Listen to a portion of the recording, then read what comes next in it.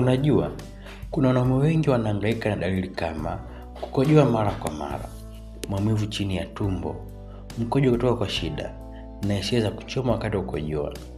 Na wengi wao sema, labda ni UTI tu, lakini ukweli kushangaza ni huu. Si kila dalili za UTI ni UTI. Wakati mwingine tatizo linaweza kuwa tezi dume, yani prostate. Hasa kwa wanaume wenye umri kuanzia miaka 40 na kuendelea. Na mbaya zaidi ni kwamba dalili za tezi dume na UTI hufanana sana, kiasi cha kuchanganya hata watu wengi na wakati mwingine hata wagonjwa wenyewe. Katika video hii utajifunza tofauti kati ya UTI na tezi dume, dalili zinazofanana, dalili hatari za tezi dume, na wakati gani wa kwenda hospitali haraka. Utakuwa nami Daktari Lenny Komba nikikuletea mada hii kwa undani. Kama ulikuwa bado kujiunga nasi, bonyeza alama subscribe kisha kengele pembeni yake, utakuwa umejiunga nasi. Tezi dume ni nini? Tezi dume ni tezi ndogo inayopatikana katika kibofu cha mkojo kwa wanaume. Kazi yake kuu ni kutengeneza majimaji yanayosaidia mbegu za kiume, kusaidia mfumo wa uzazi wa mwanaume kufanya kazi vizuri. Lakini tatizo linakuja pale tezi hii inapovimba, inapoambukizwa au inapokuwa kupita kiasi, yani kuongezeka ukubwa. Hapa ndipo dalili huanza kuonekana. Mara nyingi wanaume huanza kufikiria ni UTI kwa sababu dalili zinafanana sana. UTI ni nini kwa ufupi? UTI, yani urinary tract infection, ni maambukizi ya mfumo wa mkojo unaoweza kuathiri kibofu cha mkojo, mrija wa mkojo au figo. Dalili zake kuu ni maumivu wakati wa kukojoa mara kwa mara, mkojo wenye harufu kali, wakati mwingine homa kali. Lakini hapa ndipo changamoto ilipo. Dalili hizi pia huonekana kwenye matatizo ya tezi dume. Dalili zinazofanana kati ya UTI na tezi dume ni pamoja na: kwanza, kukojoa mara kwa mara. UTI, kibofu kikijaa pia kutokana na maambukizi. Tezi dume, mirija na mkojo kubanwa. Matokeo yake, mtu anajikuta anakimbia chooni kila muda. Maumivu wakati wa kukojoa.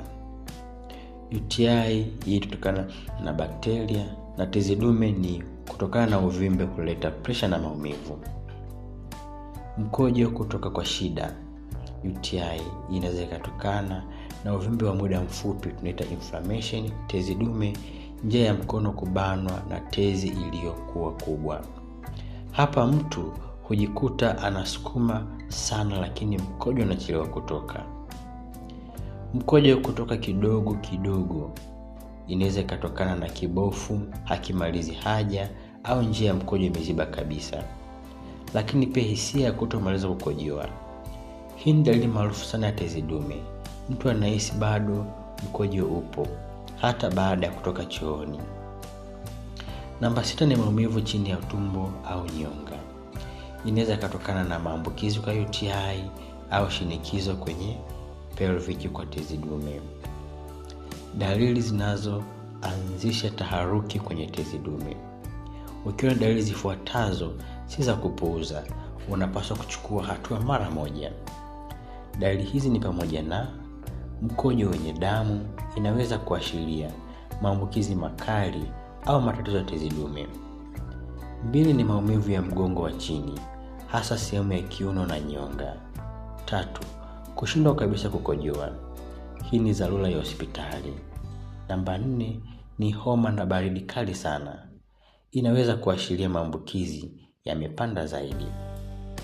Tofauti kuu kati ya UTI na tezi dume, ingawa zinafanana, ila bado kuna tofauti muhimu. UTI huanza ghafla, mara nyingi huambatana na harufu ya mkojo, huweza kupona haraka kwa dawa za hospitali. Tezi dume huanza taratibu, huathiri wanaume zaidi wenye umri mkubwa. Dalili huendelea polepole lakini kwa muda mrefu. Nani yupo hatarini? Hatari ya matatizo ya tezi dume huongezeka kwa wanaume wa miaka 40 na kuendelea, wanaokaa muda mrefu bila mazoezi, wanaokunywa pombe kupita kiasi, wanaopata uzito mkubwa, historia familia ya tezi dume. Ni lini uende hospitali haraka? Usichelewe hospitali ikiwa una kushindwa kukojoa kabisa, damu kwenye mkojo, maumivu makali ya nyonga, homa isiyoisha au dalili zinazoendelea zaidi ya wiki moja. Vipimo na matibabu. Hospitali wanaweza kufanya kipimo cha mkojo, yani urinalysis, ultrasound ya kibofu au tezi dume, damu, tunaita prostate test kwa tezi dume. Matibabu hutegemea chanzo. Kwa UTI mara nyingi zinatolewa dawa za antibiotiki, dawa za kupunguza uvimbe kwa tezi dume, wakati mwingine upasuaji mdogo kama umezidi. Kwa ufupi, dalili za UTI na tezi dume zinaweza kufanana sana, lakini chanzo chake ni tofauti kabisa. Usijitibu bila uchunguzi sahihi. Ukiona dalili zinaendelea, nenda hospitali mapema, fanya vipimo, pata matibabu sahihi. Naamini video hii imekusaidia kuelewa jambo fulani. Usisahau kusubscribe, kulike na kushare video hii kwa marafiki wengi zaidi. Nikutakie siku njema na Mungu akubariki.